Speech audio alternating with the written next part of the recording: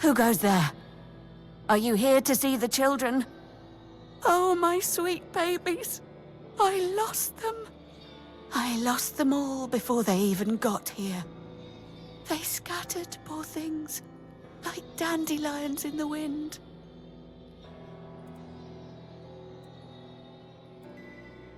My little flowers, they're all gone. Met their grim fates within these castle walls.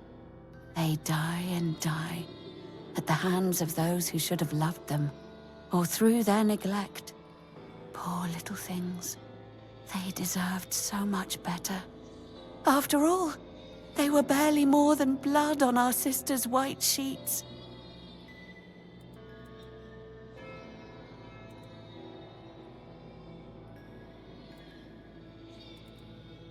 The Queen. She wants nothing to do with me. I failed her so terribly that she no longer wishes to see me. I've fallen so far from her good graces. But I will make it right. You'll see. I just need the children here, safe and sound. Maybe when she sees them, even as they are, she will love them just as much as I do.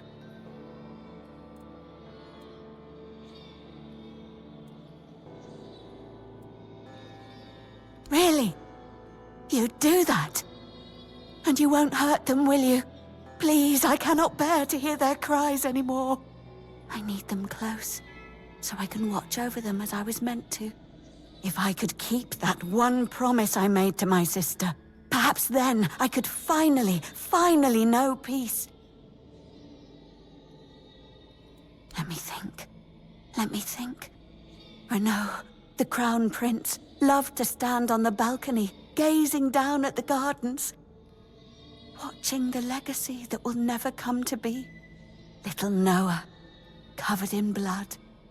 His mother would wash him again and again, scrubbing endlessly. It feels like he rarely leaves the bathtub. Oh, and Hugo, such a sweet child, sleeping soundly in his cot. Sleeping and sleeping, always and forever. He has his favorite lullaby.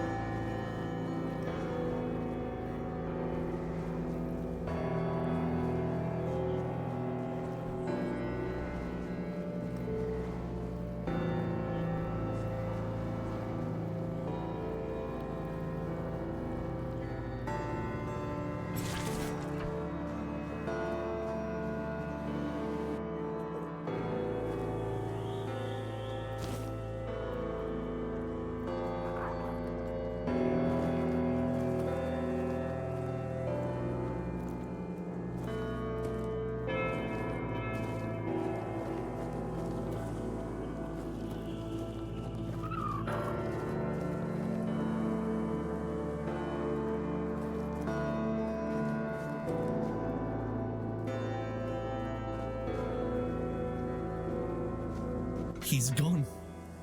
Young Prince Renaud. Oh, by the gods, lost for good this time. The midwife will wring my neck with her bare hands. I can't. No, I won't go back to her like this. And the Queen, she'll do worse. Much worse. Have you ever seen her angry? Hopefully not. She has ways. Cruel ways. The lash is the kindest punishment among all of them. My favorite. Oh, yes, of course. Straight into the void. He stood there for a long while, just staring into the well. And then he was gone. He just stepped in like it was the most natural thing in the world. Oh, surely you don't mean to. Oh, may the gods watch over you. Or, no, wait. Better they don't look upon someone heading into a place like that. They might feel disgusted. But I wish you luck.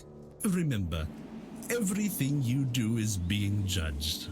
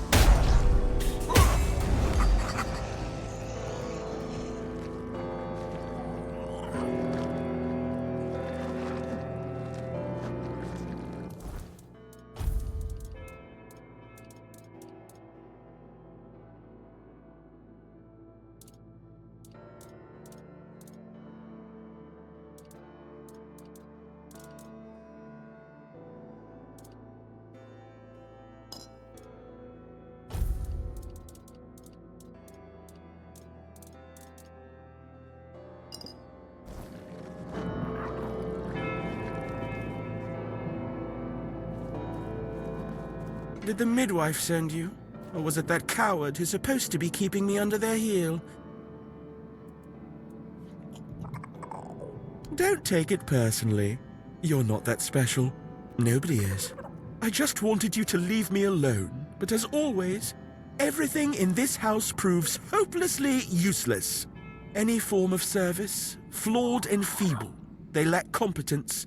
Next time, I'll find a deeper despair and an emptier void to hide in.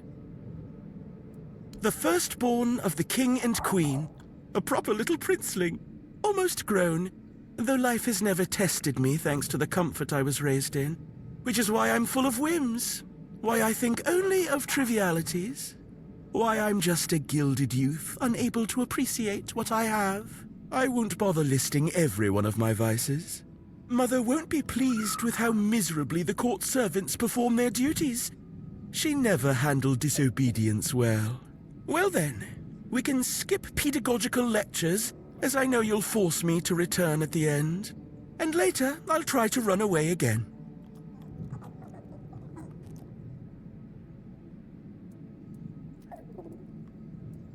Of all my mother's obsessions, control is her greatest. Everything must bend to her will. That's why I take so much pleasure in defying her. Poor father, letting her trample him like that. It seems a crown on a man's head weighs him down and dulls his mind. The charms of power. They say I take after him. Look closely, and you'll see all you need to know. How pitiful I must be then. Above? What above? There's nothing there either. Here, emptiness turns into more emptiness. Nothing begins, nothing ends. The same, over and over again. I'll tell you something. This place, all this darkness and silence, is no different from what awaits us in the gardens, the halls, or the chambers. Spare yourself the trouble. You don't have to drag me by the hand. I know the way back. The Queen's little lapdog. Phew.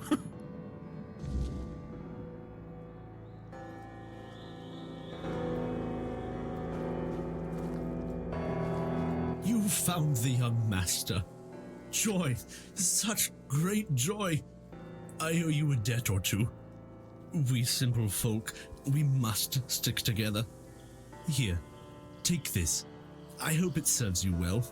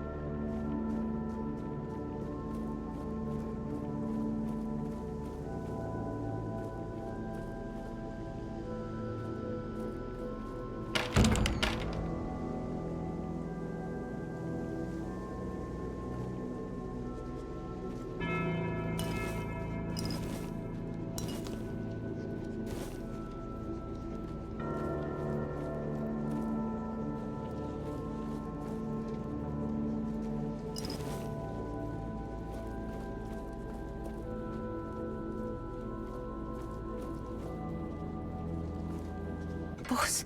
No, not Bors. Bors in the letters. The letters to Bors, to beloved.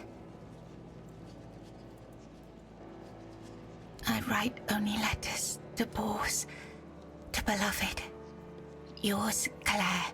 Sister has a tablet. Once she had it. Once, sister.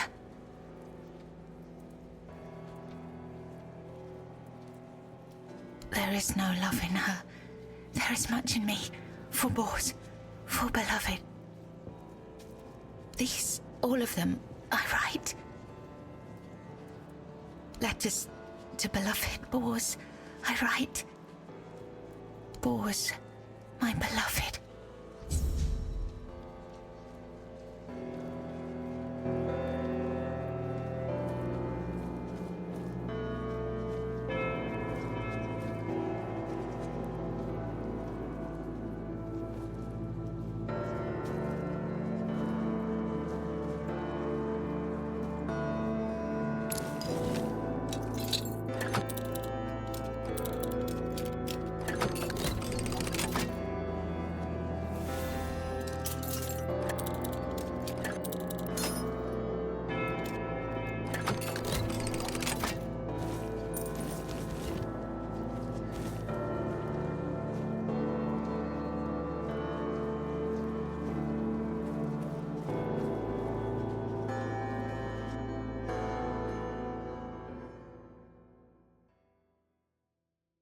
Once upon a time, there lived a young maiden named Claire.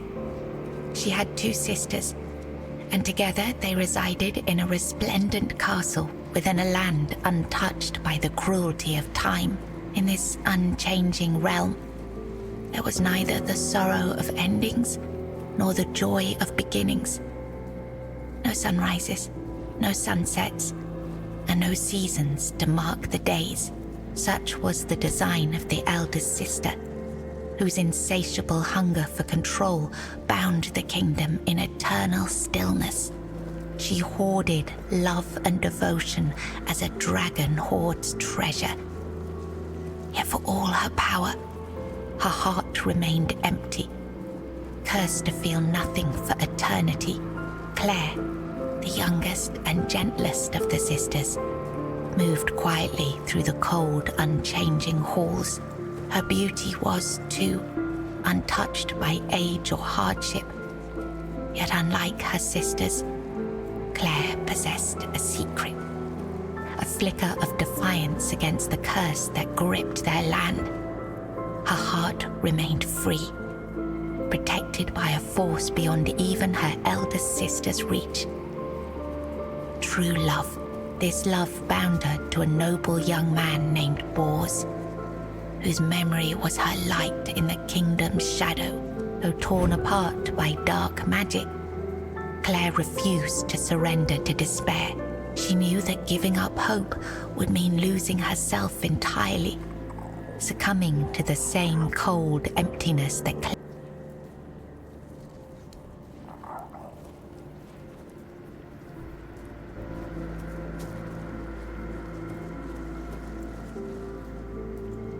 It was the height of summer when young Bors first laid eyes on the maiden of his heart, working in the fields, his skin bronzed by the sun. He paused as the sound of hooves drew near. A lone maiden approached, her hair shimmering like spun gold, her cheeks rosy and her waist snugly drawn into a spring green corset. While the other peasants bowed their heads, Bors stared unabashedly. Sensing his gaze, the maiden turned sharply, startling her steed. The horse reared and she tumbled from the saddle, straight into Bors's waiting arms. Their eyes met, and in that instant, the maiden felt herself lost. A warmth bloomed upon her cheeks, but a deep foreboding stirred in her stomach, for she knew there would never be another man who could claim her heart so completely. From that day forward, she rode past the fields daily, offering Bors water and sharing quiet moments beneath the shade of a willow tree. Days stretched into nights, and the 2 surrendered to love. But one day, as the maiden passed the field, her beloved Bors was nowhere to be found. She waited beneath the willow until darkness fell and reluctantly returned to the castle. The next day, and the one after that, she returned. But Bors never did. Summer turned to autumn, and the maiden ceased her rides. She withdrew into the shadowed stillness of her tower, her heart heavy with unending sorrow.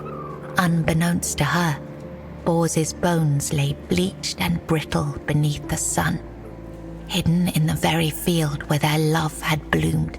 For in Sagramore's kingdom, no crime was graver nor punishment swifter than love.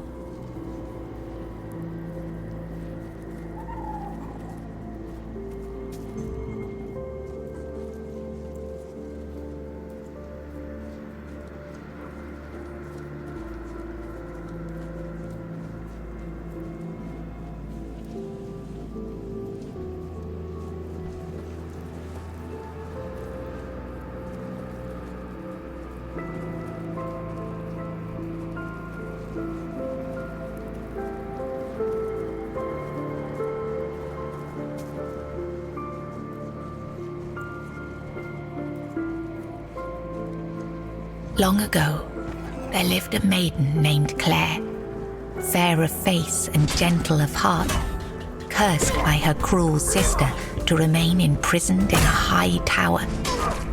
Forbidden to step beyond its walls or look out of the window, she spent her days weaving a tapestry of the outside world, a world she could glimpse only through the reflection in an enchanted mirror. Yet Claire dared not lift her eyes from the loom, for the curse was absolute. If she ever stopped her weaving to gaze out the window herself, the fragile thread of her life would snap. One day, the mirror revealed a grand procession on the road below. Among them rode a knight clad in gleaming silver armor, a sapphire cape following behind him. His warm eyes and copper hair struck Claire's heart with longing. Unable to resist, she rose and stepped toward the window for a glimpse of the gallant knight. The moment she moved, a terrible pain gripped her chest and the mirror shattered. Claire, knowing the curse had claimed her, fled the tower. She reached the road just as the procession passed, grasped the knight's cape, and collapsed. Sir Bors turned a sudden tug, leapt from his horse and caught her.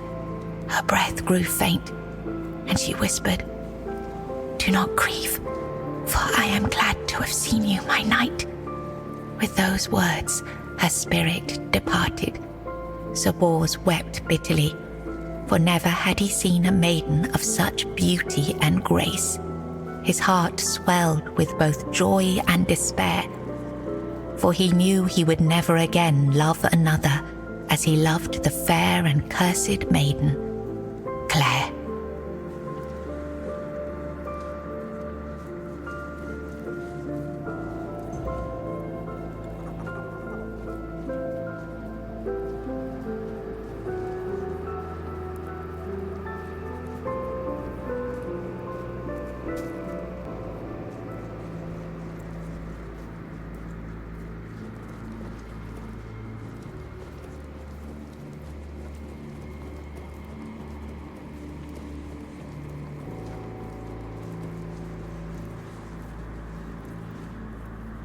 In the days of King Sagramore, there lived Bors, a wandering minstrel whose songs were famed for their beauty and sorrow. Among his melodies was one that bore the weight of his heart, the ballad of a lady named Claire. Claire, a noblewoman of unmatched grace, had been betrayed by her jealous sister, who sold her to a rival lord for power. Locked in a distant tower, her pleas for rescue went unheard. But Bors, who had once sung for her in her father's court and fallen deeply in love, learned of her plight and vowed to save her. He journeyed to the castle where she was held and sang beneath its mist-shrouded walls each night, hoping she might hear him. At last, a faint voice joined his song. Claire, her spirit unbroken despite her captivity, determined, Bors devised a daring plan. Each evening he sang in the castle hall, lulling the court into an enchanted trance. When the moment was right, he slipped away to free Claire. Together they fled through shadowed halls, hearts pounding with hope. But as they reached the forest edge, disaster struck. The alarm was raised, and the guards gave chase. Armed only with his loot, Bors faced the guards to protect Claire. In the struggle, he was struck down, his body falling beside his broken loot. Claire was dragged back to the castle, her heart forever bound to the minstrel who had died for her.